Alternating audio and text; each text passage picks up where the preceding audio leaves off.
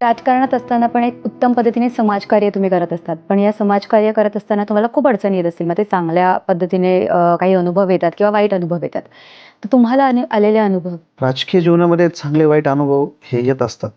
परंतु बऱ्याच वेळा असं होतं, की एखादा शब्द जर आपल्याला दिला, तर तो पाळला जात नाही. हे माझ्या दृष्टीनं अत्यंत जिव्हारी लागणारी गोष्ट त्या ठिकाणी आहे, असं मला वाटतं. या विधानसभेमध्ये आम्ही आमदार दिलीप काकांना भारतीय जनता पार्टी म्हणून मदत केली. आमचे सर्व बूथपर्यंत कार्यकर्ते त्यांच्यासाठी झटले आणि ते झटत असताना पिंपळगाव नगर परिषदेचा नगराध्यक्ष हा भारतीय जनता पार्टीचा असावा, असं गिरीश भाऊंनी स्वतः त्यांच्या घरामध्ये सांगितलेलं असताना सुद्धा त्यांनी तो शब्द त्या ठिकाणी पाळला नाही. आणि एक नको त्या माणसाला, की ज्यांनी त्यांना राजकीय जीवनामध्ये एकदा सुद्धा विधानसभेला मदत केलेली नाही, वेळोवेळी त्यांच्या विरोधातच उभे राहिलेले आहेत आणि आज त्यांनाच बरोबर घेऊन ते निश्चितपणाने एक निवडणूक या नगर परिषदेची लढतायत. शेवटी तो त्यांचा निर्णय, त्यांनी काय करावं काय नाही. परंतु त्यांनी जो शब्द आम्हाला भारतीय जनता पार्टीच्या कार्यकर्त्यांना त्या ठिकाणी दिलेला होता, आज तो दुर्दैवाने त्यांनी पाळला नाही.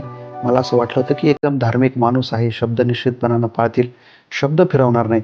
परंतु त्यांनी त्या ठिकाणी फिरवलेला आहे. दिलेला शब्द आज त्यांनी पाळलेला नाही. ही माझ्या दृष्टीनं माझ्या राजकीय जीवनामधील सर्वात त्यांनी घेतलेला हा त्यांच्या दृष्टीनं सुद्धा असेल. कदाचित तो निर्णय निश्चितपणाने एक आत्मघातकी निर्णय मी त्याला म्हणेल, तो त्यांनी या ठिकाणी घेतलेला आहे, असं मला वाटतं.